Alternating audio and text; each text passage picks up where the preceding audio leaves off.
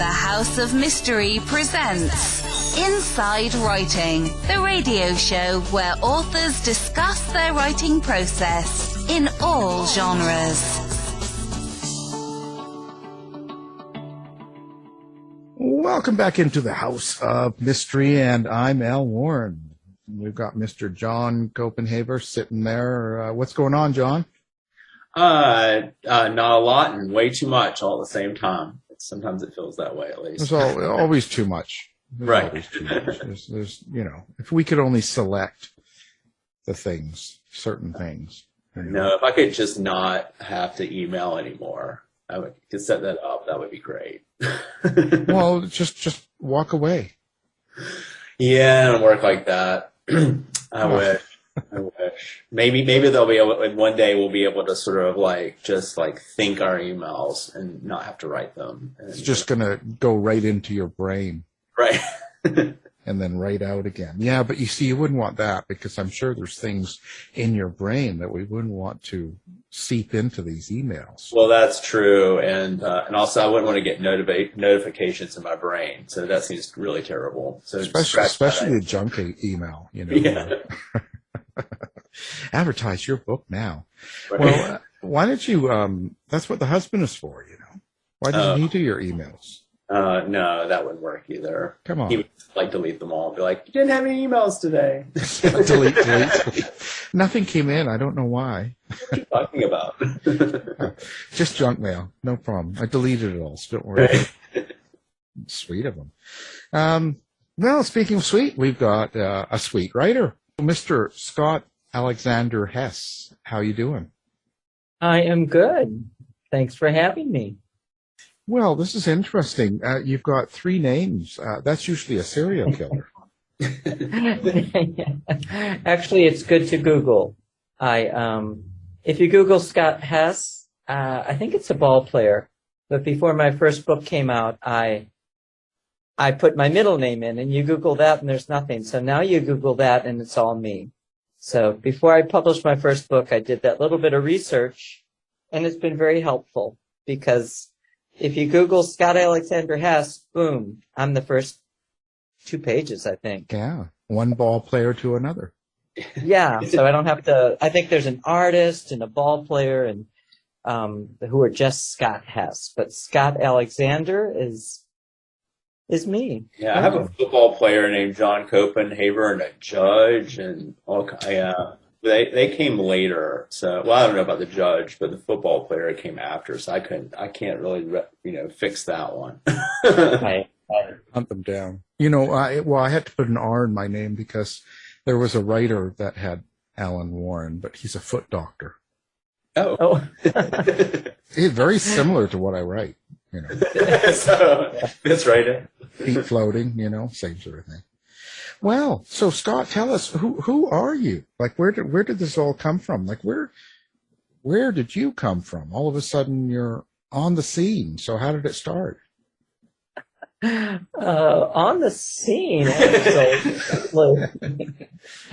Well, I mean, way back, I just went to St. Louis, Missouri to see some family. So the reading and the writing, I was reading novels, and when I was 9, somebody was talking about they read children's book, and I said, I was reading Jacqueline Susan and Harold Robbins, and so I read novels when I was a kid, and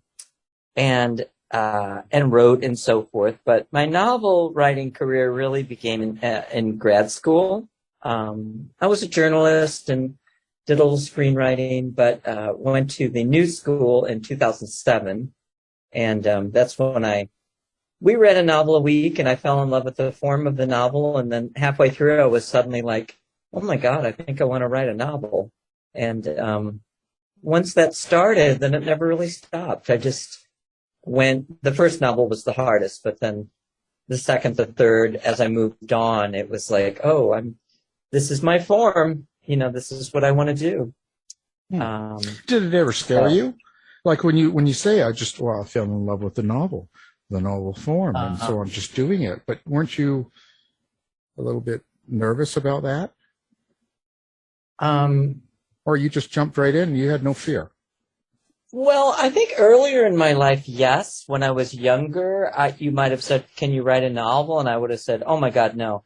But when I was in grad school uh, just doing all that stuff, I don't know. I was just at a point of like, I succeeded, I failed, I dealt with monsters. I was an actor too. So talk about dealing with rejection.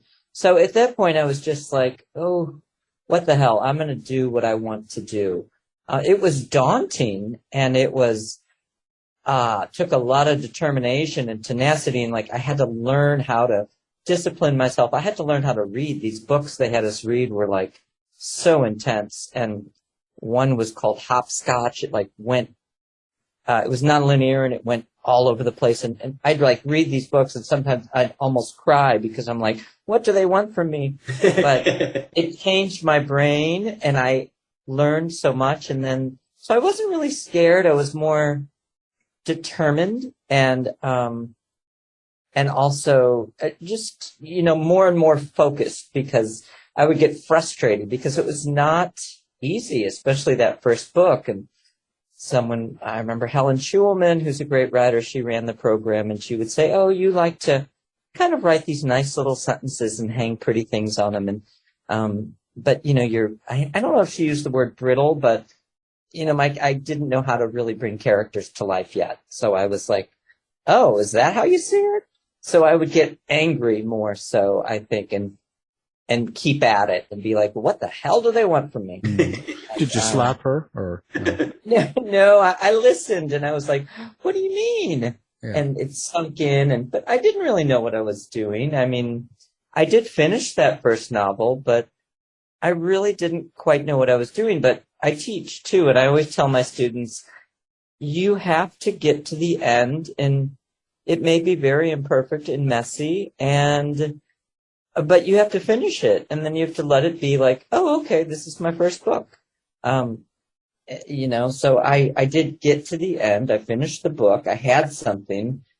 It was really by book 2 or 3 that I started to understand, like, oh, this is what I want to write. This is how to write. This is, and I read more and more people, and I would study them and be like, how did they do that? So, what do you think is the most important thing about a book when you write it? Like when you're done, what's the end result that's important to you? I think that someone has lived a life. I mean, once I start a book, I'm immersed in a world, and I kind of live that book, and I live the characters, and I cry with them. I live their journey.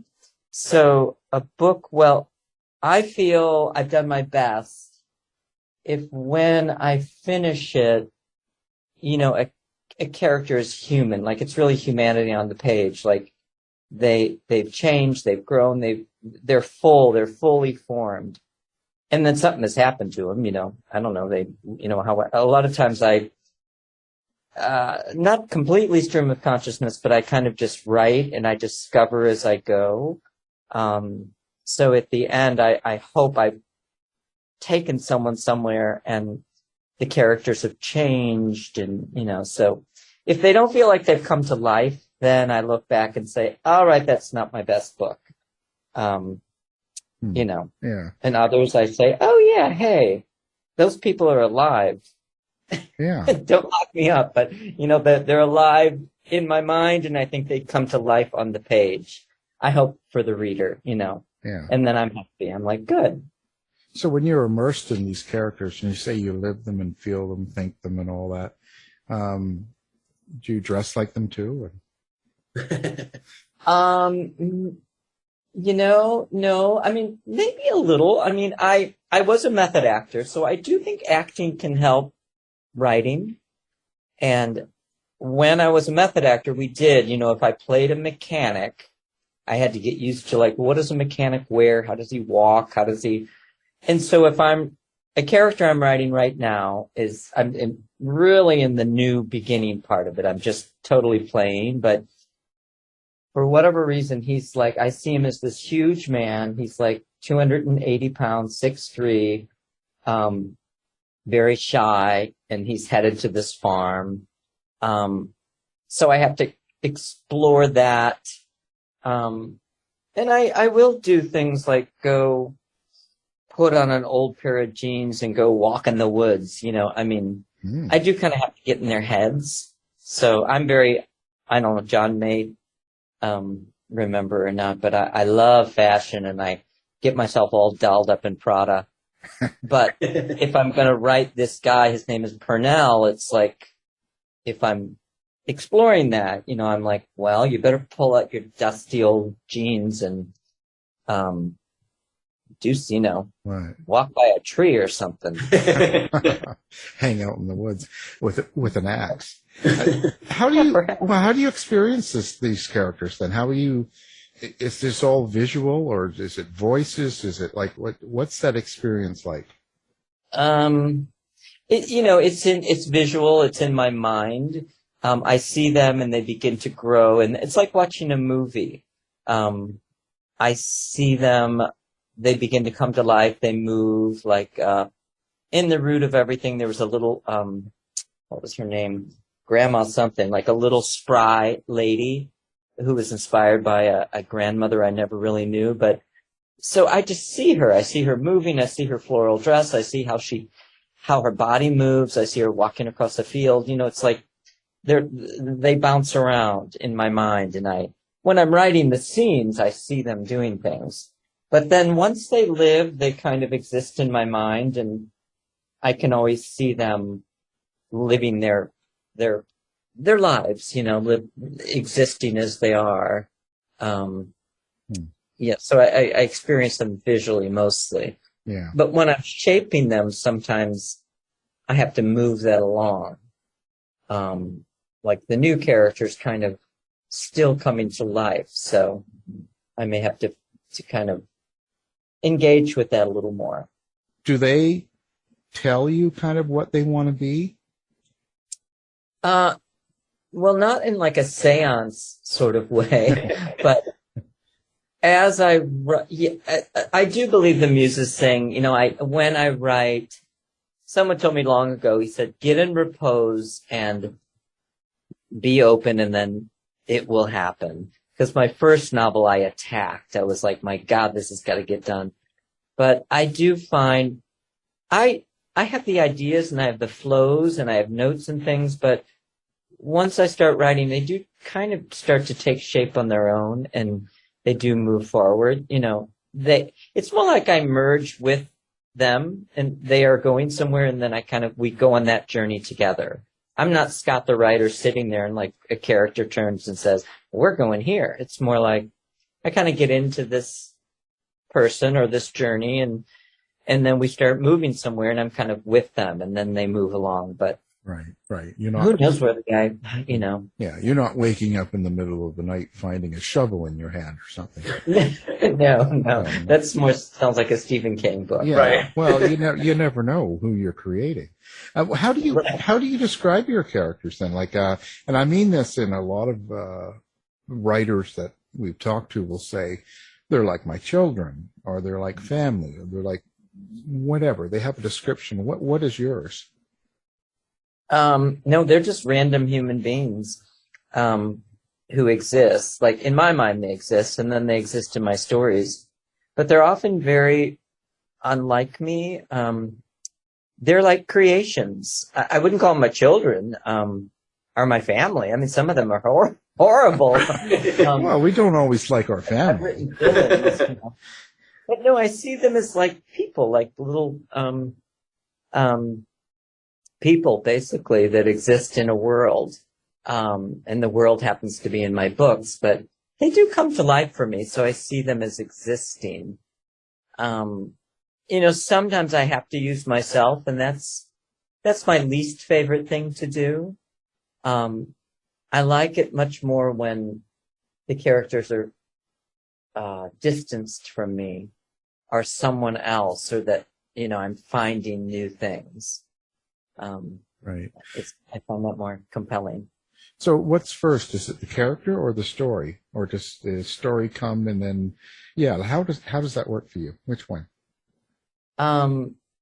It's usually idea, because sometimes I have fragments of a story, but it's an idea and a place and then character.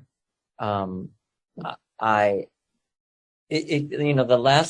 one I'm revising is set in Delhi, India, and I was literally there twice, and I was at this place, and I got this idea, and it was like, oh, but I was also experiencing something.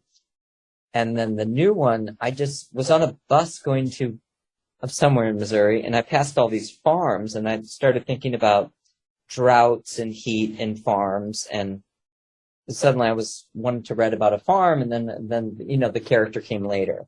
Like, who is this that's going to this farm, and what's the story about? So, but it's definitely the idea first, and then the characters start to populate it. Do you ever use people that you've met or known, or maybe you've run across? Oh, okay. So when did you use me? Very soon. Yeah. But I don't get to see anybody, so I can't use. Although I can use John, but why not? Everybody does. Right? No. No, I use bits and pieces of everything, of people everywhere, and I take little notes and I take little notes just because you can't keep everything in your mind, but little fragments of people that it kind of stays in my subconscious, and I think it comes forward. But I do take notes, and everything's game, and you never know when you need the characters do build in my stories as it goes, especially the fringe or side characters. So sometimes I'll need I need a local priest, and then I'll think of different people I've seen, or usually it's different pieces of different people, unless something's really specific, like, oh, the way he moved and talked was great, and that I'm going to use for this particular character. If you had to describe what type of writer you were, what would you say? Brilliant. Whatever sells more books. Right. No, I guess I am a literary LGBTQ literary fiction. I actually had to write a description recently, and I was working on my writing group on it, and because I said, oh, lush, gritty prose, and they're like, well, can it be lush and gritty? And I'm like, I like poetic language, so lush prose. I often deal with the land, our earth, or the river, our, the weather. Those become characters almost. And then, gritty, different in other eras, often kind of edgy or darker edges of things, outcasts, The Butcher's Sons is a butcher shop in Hell's Kitchen in 1930. So usually a little more fringe elements. And I guess the grit comes in the settings and the, sometimes in some of the action, because the conflicts they face. Yeah. So, well, in each of your books, whether you plan it or if it comes organically, do you have a subtext? Do you have kind of a meaning under the storyline or entertainment part of the books? A meaning, like a purpose for the book? Yeah, or subtext. Is there some point that you want the reader to get besides the entertainment? Not when I'm writing it, but that usually subconsciously does emerge. When I'm writing, I'm just led along, and I also often think I don't know if this is any good or not, or, kind of once the magic starts, then I'm on a journey, and I'm like, I hope this isn't a big disaster, but I kind of keep rolling. But often, my writing group will point it out to me. They'll say oh, another really flawed, male character, or you'll have, you're working with, nature a lot, or they'll point out themes. And I do deal with a lot of, off the grid characters, sort of, I think because I felt off the grid early. And so I do think there's always a flow, an undercurrent of people who are a little off to the side, are struggling with fitting in or making a go of it in the world, are, that kind of is an undercurrent. And so, I do represent, I don't know if it's a theme, but I do represent kind of otherly people who it doesn't necessarily come easy, so they have to deal with a lot to get to where they want to go. Yeah, that sort of thing. Yeah, I'm so curious because that's a sort of a two-tiered question. One is, what is your attraction to historical fiction? Because you write a good deal of it. Mm-hmm. And, and can you discuss also Missouri and its role, sort of the sense of place in your fiction? Because I think it played, like you were mentioning sort of the land and your, comments about that, but it's like a really important thing to you. So, well, I like historical because, really it's just other eras, and they call it historical, and it's a good tag, when you're selling a book. But I sometimes wonder, I'm like, well, I'm in other eras, and so I guess that makes it historical. But what I like is the conflicts, how more difficult it can make things, especially for my gay characters, like a young 16-year-old frail young man in Hell's Kitchen in 1930 having a secret affair with a big boxer. It's like there's a lot of problems there that could come up, and violence, and it's like I like putting people in different time periods and then seeing what they have to go through and face and deal with, especially the queer characters. In these other time periods, they have more struggles. They have to face things, and I like to explore that. And I do like I like land and earth and water and sky, and I love setting. Somebody compared me to, I'll say the name wrong, but Annie Prulix, and sadly, I hadn't even read her, and then I looked, and Postcards is one of her books, and I was like, oh, I like this. Hers was on this farm, and Postcards is a great book, and I think I said a lot of things in Missouri or Arkansas because I experienced it. Growing up as a kid, up until I was about 18 when I left for New York, but I really experienced the land, so it's so close to me. It's like I can taste it. I laid in that dirt. I know it is in my body, so I can really write it. So that will take me back to Missouri and Arkansas in some of my books. And sometimes I said it in New York City, but that's a different landscape because I've experienced that. But it's not earthy. It's just, probably more the grit. But the one I'm writing now revising now is set in Delhi, India, and it was a whole different journey because I only went twice, so I don't really know India. It's a story of someone who's an outsider, so it was okay to do it that way, but it's different. If I really want to sink into the setting, to the land, I go back to things I know. Because even though I may act like I'm like, woo, I'm Mr. Burt Duff Goodman City Boy, it's like I spent a lot of time rolling around in the dirt, so I know that. I know that earth. So yeah, that's really interesting that you mentioned. I think it's Annie Prue is the name that it's, although it's hard to pronounce.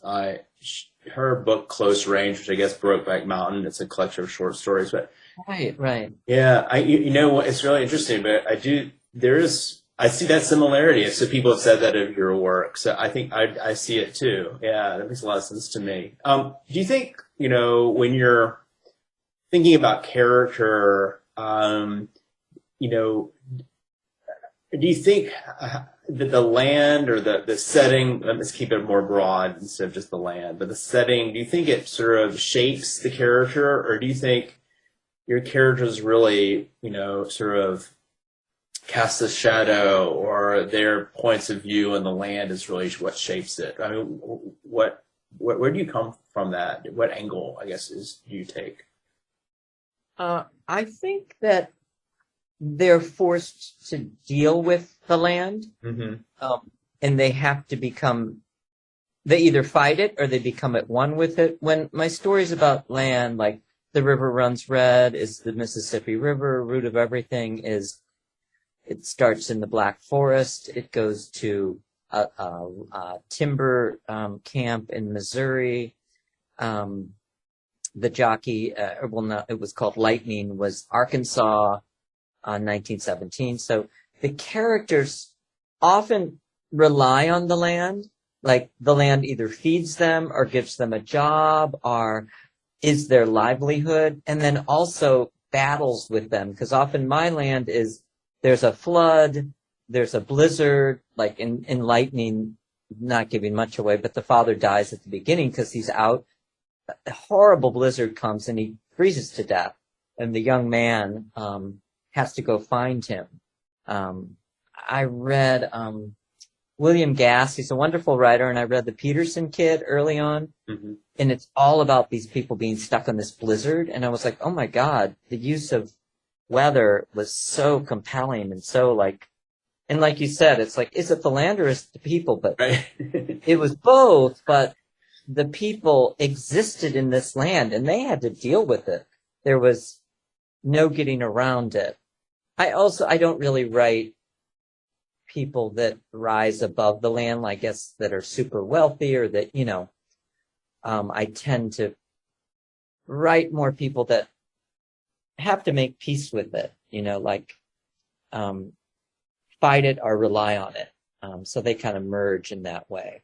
If someone had never read your books before, which I find very hard to believe, but if there is that person, which one book would you suggest that they start with?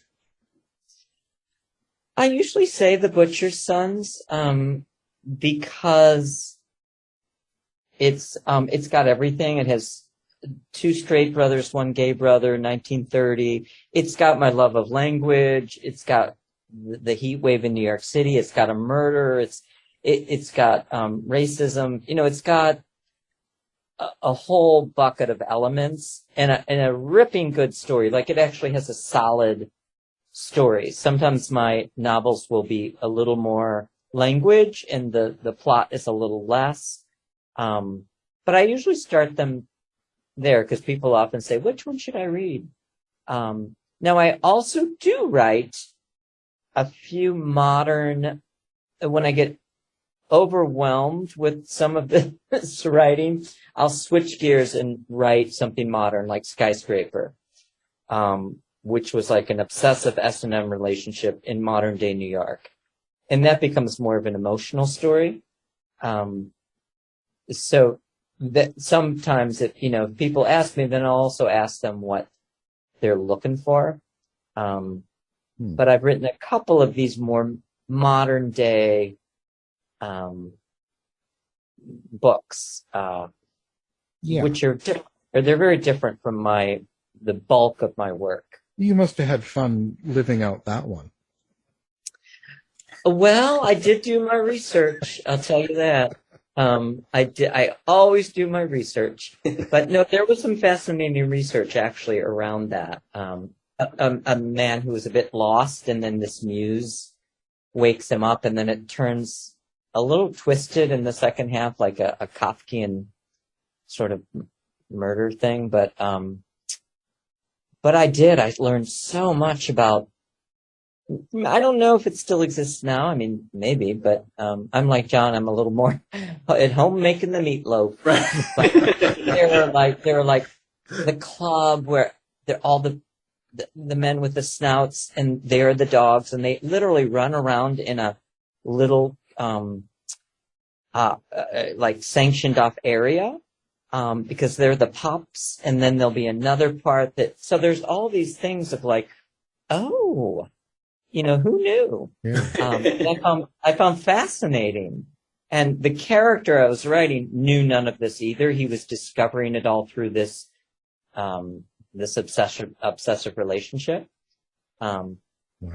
But that was interesting, and not even that, to me, not that titillating, but really fascinating. Like, oh wow, like look at this. Yeah. John, does that still go on, or? I'm sure it does. Yes. Is that where you are now? That's why you're not showing the camera. Yeah, he's got his little pup Right. mask on, and he's ready to go. Yeah, no, I think all that is very much alive and well. I have a pretty dull domestic life in current. Yeah. But, Yeah, he takes off his apron and he please. Now the root the root of everything, enlightening too. Mm-hmm. So what's going on here? Now, this is 2 novellas, right? Right. They are 2 novellas, and I do. I'm drawn to the form of the novella. It's odd. I don't know if you all have the experience, but I write and I revise, and I kind of know when it's finished. I know what it is. And it's always harder when it is a novella, but the book knows, like I finish, I'm there, it has a shape. It's like, okay, we're set. And it's always a little harder when it's 120 pages because it's harder to sell. But I put those 2 together because someone said, well, I'll publish The Root of Everything, but you need something else.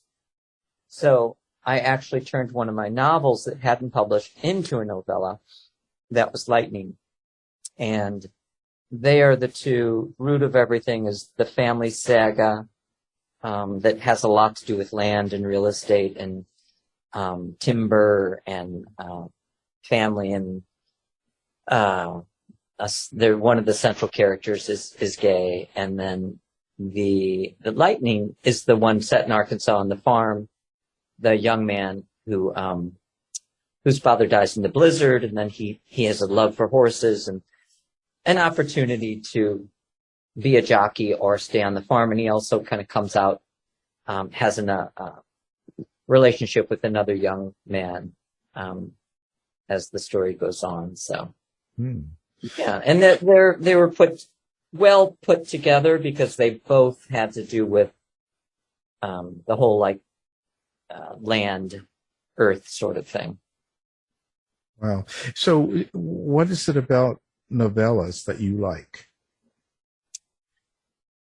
That's so hard to answer because I don't know. I mean, that's the muse that sings. It's like when my stories are starting and I'm living them, the shape comes, and I know, especially halfway through or toward, it's like, this is the shape of it and it feels right. And then there it is. Like The Root of Everything has 3 generations and it's nonlinear and it goes all over, but it's like 130 pages. And that was, to me, that was the perfect shape. It's hard to sell novellas, but I go where the writing takes me, and then that's where I land, and then I breathe with it, and I'm like, okay, this is what we have. It's easier to sell a novel, it's like, so I have I like the shape of the novel, the novella. Who was it? Turn of the Screw, Henry James. He once wrote that the novel is the perfect form, because he wrote some good ones. But why some of mine turn out that way, who knows? They just kind of do. And I'm not going to say I have a love-hate relationship, but I'm happy with them. And then I'm like, oh, here we go. What am I going to do with this one? Because you can pitch a novel, but pitching novellas is a little harder.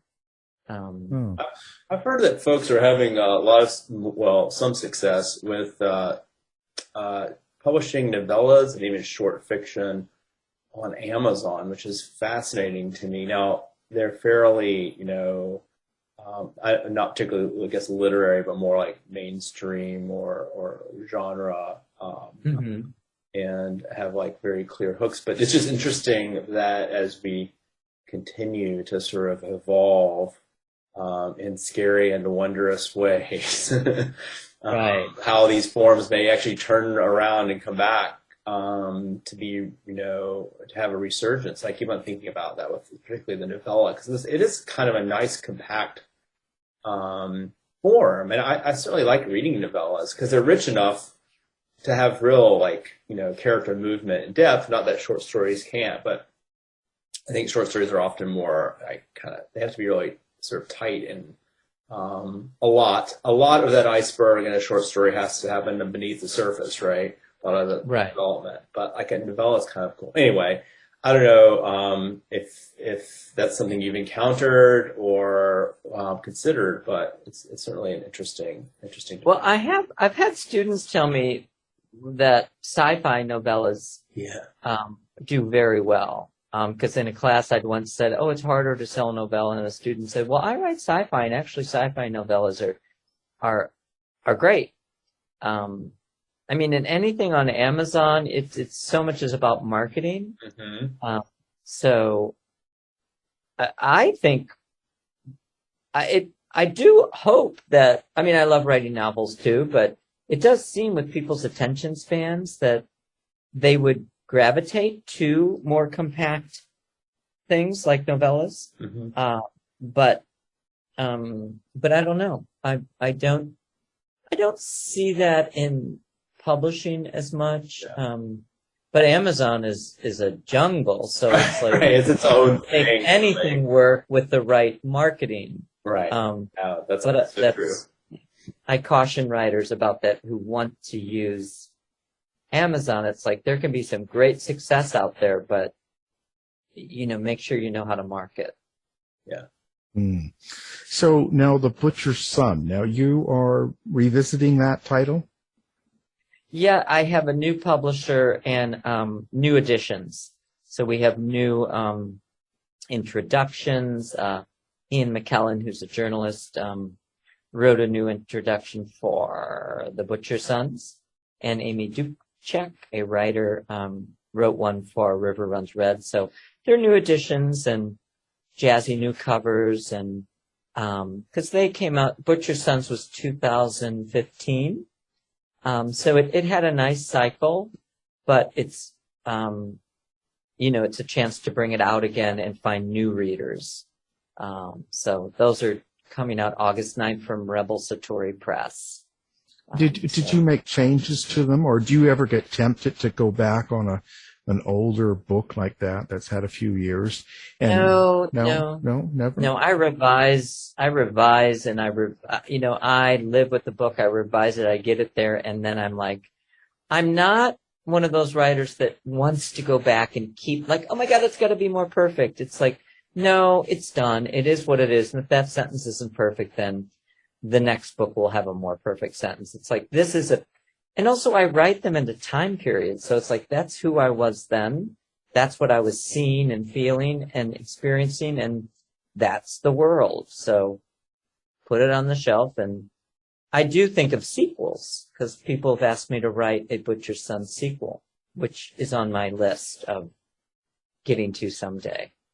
But not, I see a book finished and then it's like, that is its life. Yeah, I think it's an endless process anyway.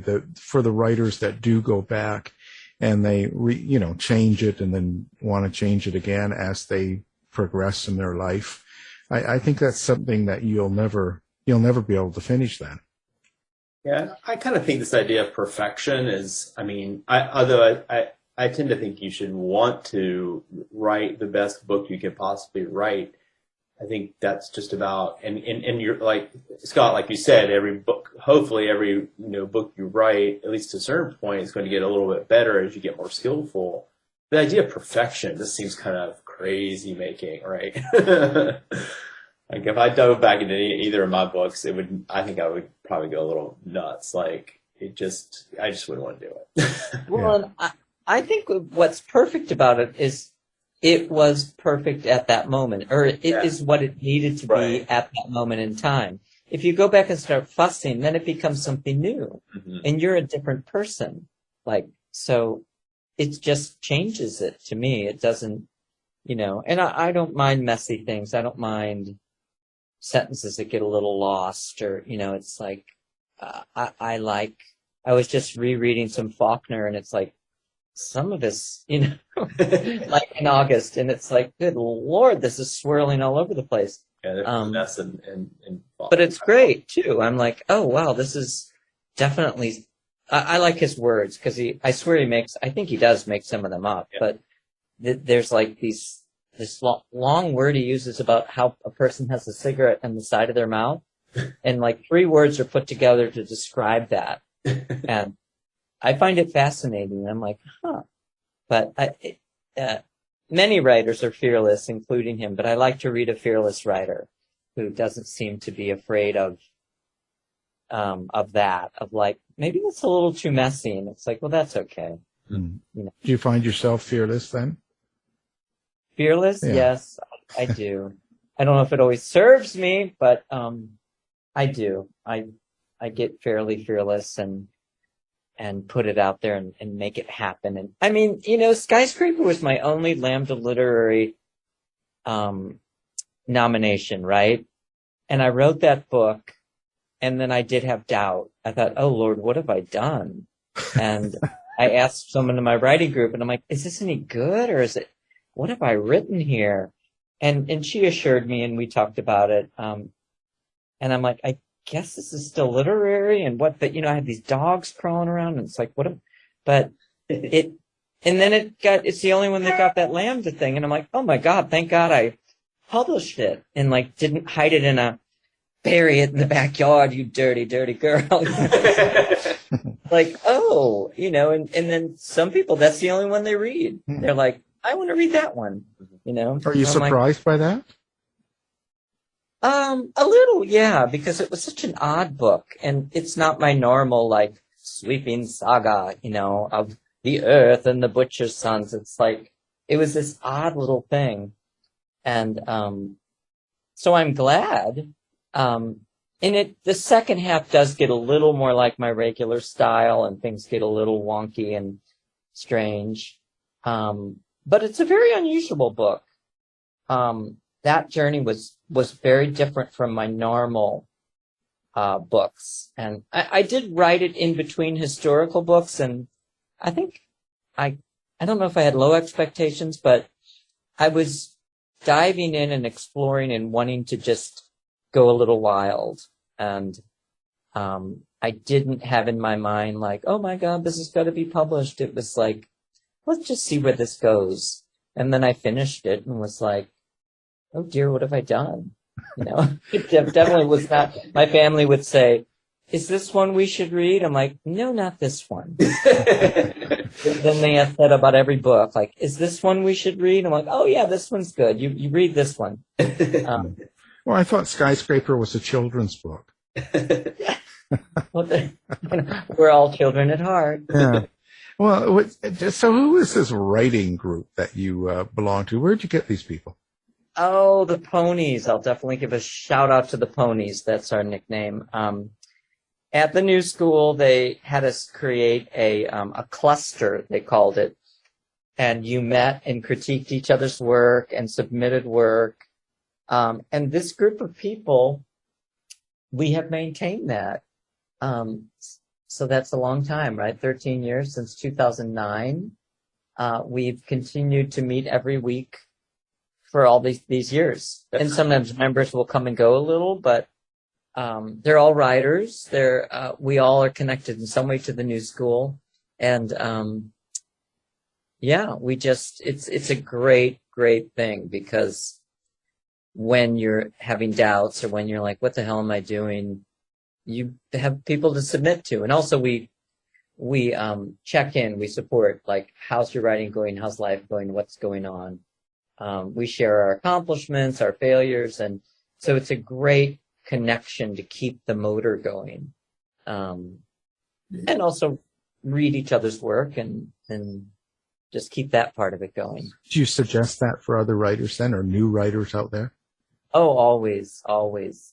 The main thing is keeping some form of momentum going and some drive, like inner drive, or if you have to make it more external. But the main thing I see with writers is they lose hope. Basically, it breaks my heart when someone, and I also mentor people, they'll spend a year and a half, like writing, and then they'll get some rejections, or they won't know what to do with it, and poof, they throw it away and that's it.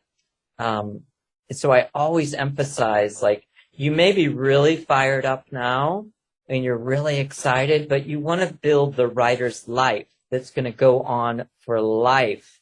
And so set in motion some things that are going to keep your momentum going during the ups and the downs and the doubts. And because, it's like a diet or the gym or anything. It's so much harder to start than just continue, At the end of my 10-week classes, I say, what are you doing week 11?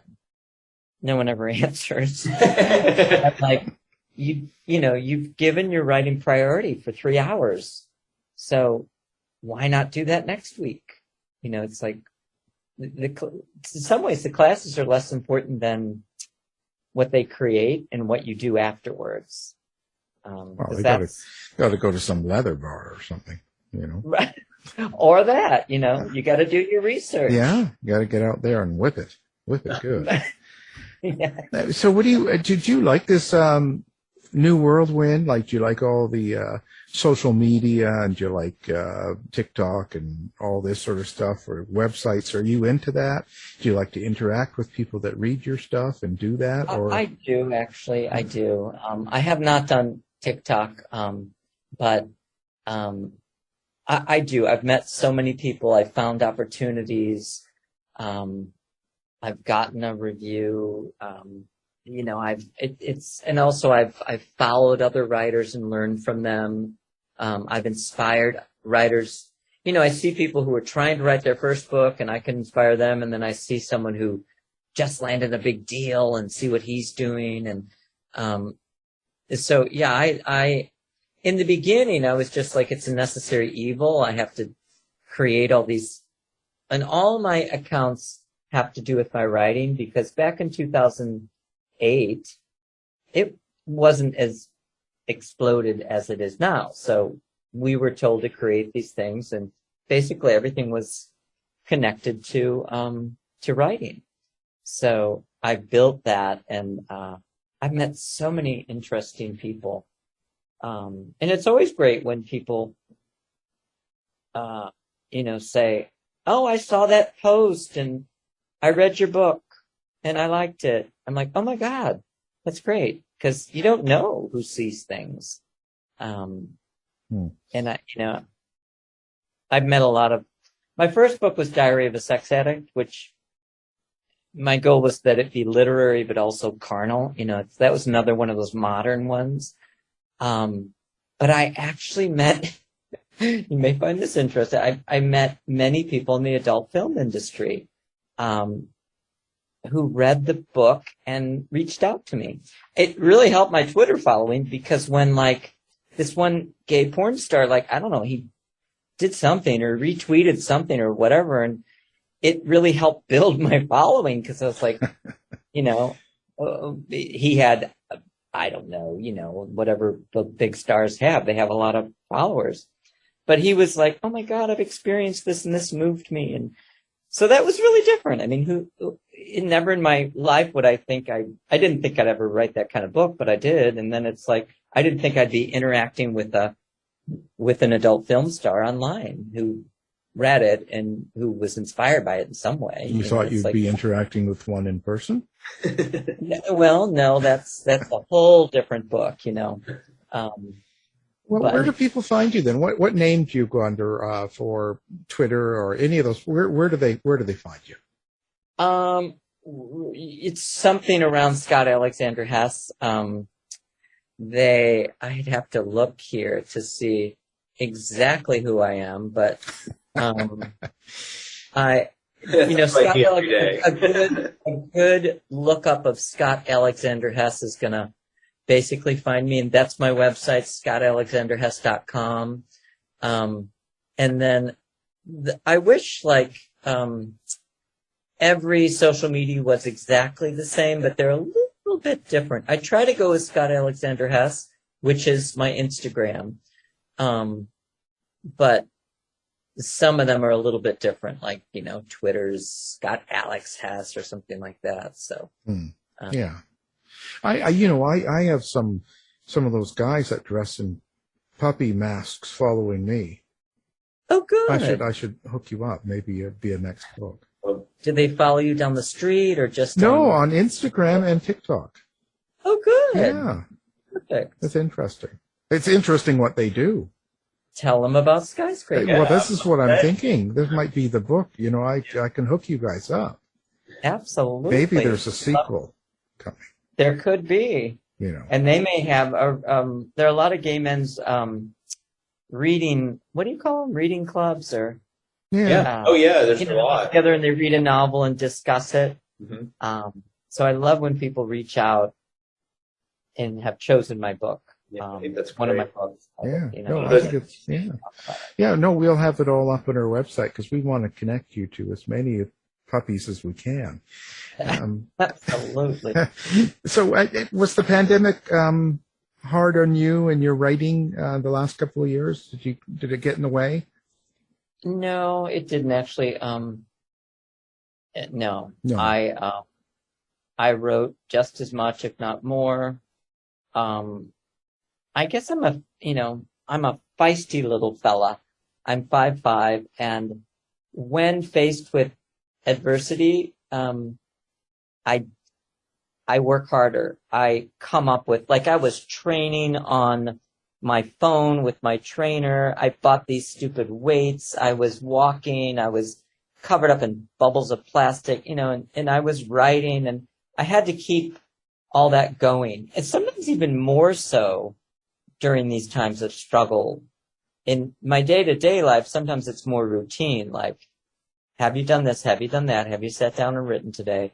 But when I face adversity, it kind of revs me up, where it's like, they're not going to get me down. I'm going to do this, this, and that and keep rolling.